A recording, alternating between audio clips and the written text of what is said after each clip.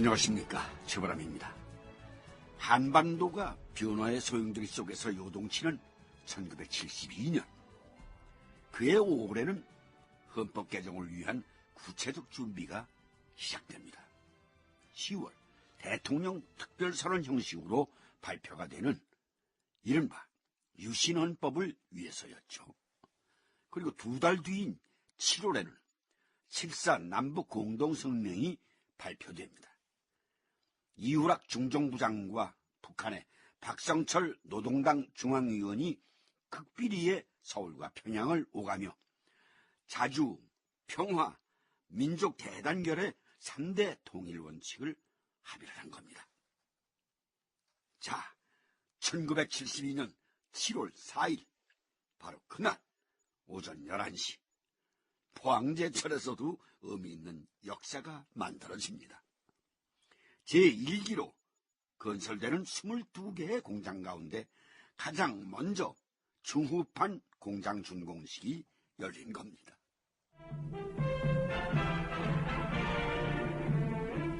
건설 중에는 포항 종합제철 가운데 중후판 공장이 준공되었습니다. 여기서는 각종 슬라브를 처리해서 연간 33만 6천 톤의 중후판과 강판을 생산함으로써 연간 2천만 달러어치씩 수출하게 되었습니다. 포항 종합제철 공장은 오는 73년 7월 완공 예정인데 이와 같은 세계적 규모의 큰 공장이 속속 건설되는 가운데 우리는 더 힘을 모아 국력을 배양해서 국내외 정세에 당당하게 대비해 나가야 하겠습니다.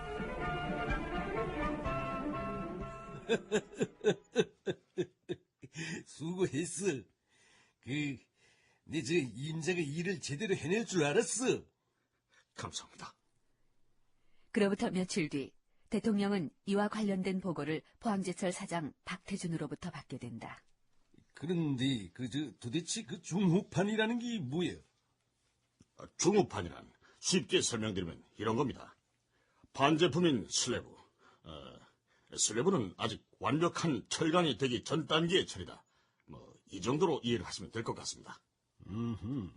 그런데? 예. 그런데 그 슬래브를 들여와서 중후판을 만들게 됩니다. 각하께서 하문하셨던 중후판은 선박을 만드는 데 들어가는 넓고 튼튼한 철판이다. 이렇게 이해를 하시면 될 것 같습니다. 포천에서 생산되는 중후판은 오일 탱크나 고압 보일러 탱크, 다리나 댐을 건설하는 데 사용될 겁니다. 좋아, 응? 좋아, 응. 원래 올 8월에 완공 예정이었습니다만 공기를 조금이라도 단축하는 것이 예산을 줄이는 길이라는 각오로 열심히 일했습니다. 그 결과 목표 시기를 1개월 정도 단축할 수 있었던 겁니다. 에헤, 그러면은 이제 우리나라에서 선박을 만들 때 외국에서 철을 전량 사오지 않아도 된다 이 말인가? 그렇습니다. 그렇지 않아도 그 문제로 현대 정주영 회장을 만난 일이 있었습니다만 앞으로 현대에서 선박을 제작할 때 우리의 철을 사용하게 될 겁니다. 그래, 원래 그 양반이 발음 빠르지, 응? 그건 그렇고, 박태주의. 예, 각하. 제3차 경제개발 5개년 계획의 핵심은 중화공업의 육성이야. 알고 있습니다. 왜 중화공업의 육성이라 생각을 하나? 두 가지라고 봅니다. 경공업 위주의 수출 산업으로는 이미 높아질 대로 높아진 세계 무역의 보호 장벽을 뚫지 못할 것이고, 또 우리나라의 경우 북한과 대치하고 있다는 특수성이 있습니다. 그렇지. 신대탕트 분위기에 발맞추기 위해 남북이 지금은 웃는 얼굴로 마주 앉아 있지만은, 그러나 이 북한은 여전히 우리의 적이야. 국민들이 그걸 알아야 한다고. 예, 국방 산업을 위해서도 철강의 안정적 공급은 필수적이라 생각합니다. 그러면 그 일은 누가 맡아서 해야 한다고 생각을 하나? 누가 맡아서 하다니요? 그런 일을 민간 주도로 하는 것이 좋다고 생각을 하나? 아니면은 이 관 주도로 보다 확실하게 끌고 가는 것이 좋겠다고 생각을 하나? 글쎄요. 관이 아니겠나? 임자가 포철을 한 손에 들어쥐고 확실하게 밀고 나가 이 성과를 거둔 것처럼 우리나라도 그렇게 하는 게 옳지 않겠나?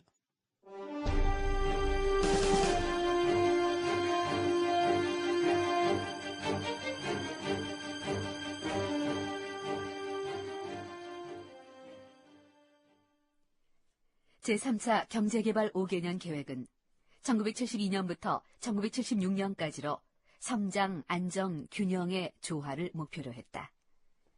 그도 그럴 것이 1, 2차 경제개발 5개년 계획을 거쳐 고도의 산업화가 이루어졌던 그 이면에는 열악한 작업 환경과 경제적 소외, 그로 인한 갈등이 사회 문제로 자리하게 됐던 것이다. 당시 사회적 분위기를 잠깐 점검해보자. 1970년 들어 경제 전문가들 사이에서는 경제 운영 원칙에 대한 반성이 일어났다. 과거에는 정부 주도의 경제 발전 전략이 주요할 수 있었는지 몰라도 앞으로는 시장과 민간 자유를 근간으로 하는 경제 운영 철학으로 바뀌어야 지속적인 경제 발전이 가능하다는 주장이 확산되었던 것이다. 이 민간 주도론은 경제기획원의 신진 관료들을 중심으로 정부 안에서도 힘을 얻고 있었다. 이런 주장의 배경에는 그동안 경제 발전 과정에서 제 목소리를 내지 못했던 기업, 노동계, 농민 등이 제 몫을 찾고 있었고 또 경제 정책 결정에 참여하려는 시도가 내재돼 있었다. 이와 관련해 경제기획원 장관 태완선, 그리고 당시 신진 관료로 통하는 한 인물이 마주 앉았다. 태완선은 1972년 2월 김학렬의 후임으로 임명된 바 있다. 민간 경제 부분은 이미 성숙했습니다. 이제는 정부의 이런저런 간섭들이 오히려 비효율을 초래할 수가 있는 겁니다. 그 말은 일리가 있기는 하나 경제기획원이 하는 일이 뭡니까? 국가 경제의 틀을 잡고 발전을 위한 비전을 제시해야 합니다. 그 과정에서 필요하다면 과감히 개혁해야 할 부분은 개혁해야 합니다. 그렇기는 하나 각하께서는 아직 경제의 주체는 관이 잡아야 한다고 생각하고 계시고 관이 아니라 본인께서... 어허, 이 사람이... 죄송합니다.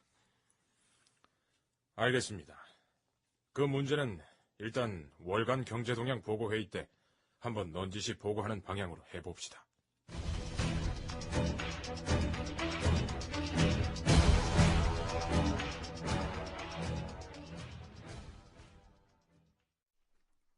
그리고 그로부터 며칠 뒤 월간 경제동향 보고회의.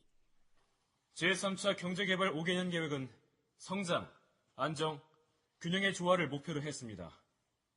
밖으로는 미국을 포함한 선진국의 보호무역주의, 그리고 안으로는 노동계를 포함한 사회 각계의 요구가 본물처럼 터져나오고 있습니다.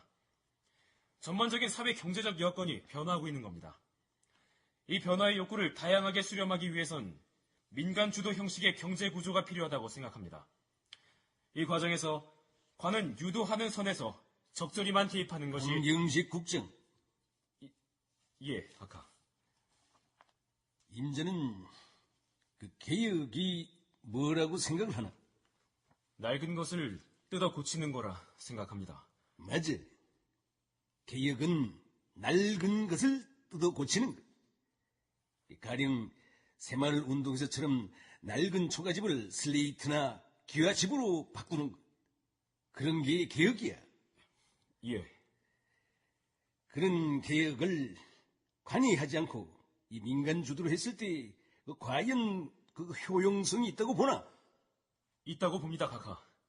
시장의 힘을, 시장 자율의 힘을 한번 믿어보십시오. 장 국장이 아직 젊어서 잘 모르는 모양인데 이상과 현실을 혼돈해서는 안 돼.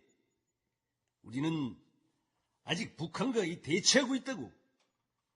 군사적으로 북한을 압도하기 위해서는 경제 면에서도 일사불란함이 필요하다. 나는 그렇게 보는데. 각하, 그건... 가령 포철의 경우 얼마 전 중후판 공장이 완성이 됐다고.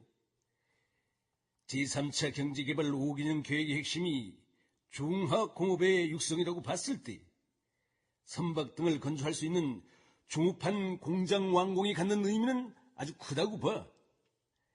나는 그것이 군 출신의 박태준이 구심점이 돼서 힘있게 밀어붙였기 때문이라고 생각하는데 아닌가?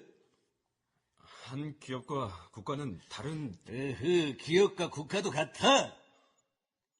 저 경제기획원 생각이 대통령 생각하고 자꾸 그렇게 엇박자가 나면 이거 곤란한데?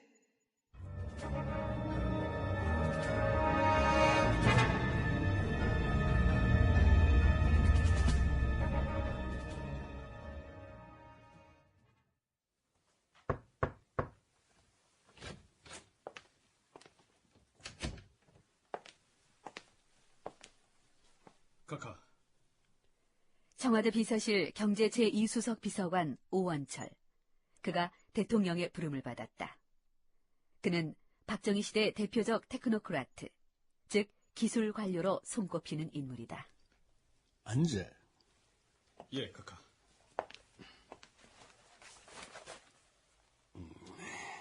그 중화공업 말이야. 예, 카카. 앞으로는 임자가 좀 더 힘있게 맡아서 이끌고 나가는 게 좋겠어. 경제기획원과 업무 중복이... 임자가 맡아. 알겠습니다. 포항제철의 중후판 공장이 완공이 돼서 이제 당장 필요한 철강을 조달할 수 있게 됐고, 특히 내년에는 포항제철소의 그 1기 공장이 완성이 된다고. 응? 그 거대한 용광로까지 건설이 되어 제선, 제강, 압연, 이 철을 생산하는 이 모든 공정을 한꺼번에 할 수 있게 된다 이 말이야. 예. 그 임자는 지금부터 이 중화공업의 거대한 밑그림을 한번 그려봐. 필요하면은 전담기구를 만들 용의도 내가 있어. 잘 알겠습니다만, 그러나 경제기획원과... 저 경제기획은 의식할 거 없어. 알겠습니다. 이런 과정을 거쳐 박정희 대통령은 중화공업기획단을 만들고 그 단장을 바로 이 인물 오원철 수석에게 맡깁니다. 당시 오원철 씨는 청와대 경제비서실 소속이었습니다. 또 있습니다. 8.3 사채 동결 조치. 자본주의 자유기업 경제에서는 상상하기도 어려운 전무후무한 조치였습니다. 그런데 이 일을 누가 했느냐? 청와대 비서실장 김정념 씨입니다. 자, 이것이 무슨 의미일까요? 경제 현안에 청와대가, 그러니까 대통령이 보다 더 깊이 개입하고 챙기겠다는 의지 아니겠습니까? 그런데 문제가 있었습니다. 삼선 개헌을 했다고 했지만 그래도 현행 대통령제에서는 임기라는 게 있었습니다. 그 틀을 바꾸는 작업을 그래서 1972년 5월부터 했던 거고, 마침내 그해 10월 그것은 유신헌법으로 그 모습을 드러내게 되는 겁니다. 국민 여러분, 이제 일대 개혁의 불가피성을 염두에 두고 나는 정상적인 방법으로는 도저히 이 같은 개혁이 이루어질 수 없다는 판단을 내리게 되었습니다. 따라서 나는 국민적 정당성을 대표하는 대통령으로서 다음과 같은 비상조치를 국민 앞에 선포하는 바입니다. 1. 1972년 10월 17일 19시를 기하여 국회를 해산하고 정당 및 정치활동의 중지 등 현행 헌법의 일부 조항 효력을 정지시킨다. 2. 일부 효력이 정지된 헌법 조항의 기능을 비상국무회의에 의하여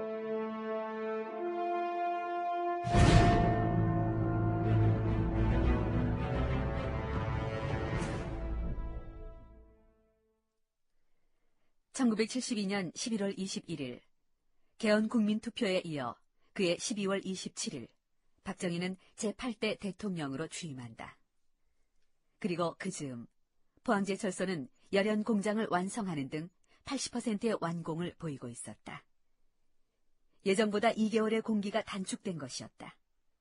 그리고 그 이듬해인 1973년 초.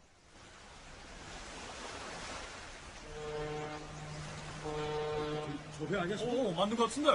배 들어온다! 배 들어온다! 제선, 제강, 아변에 전 공정을 갖춘 일관 제철소, 포항 종합제철소의 용광로에 들어가게 될 철광석과 코크스용 유연탄을 실은 42,000톤급의 아잔타호가 포항항으로 들어오고 있었다.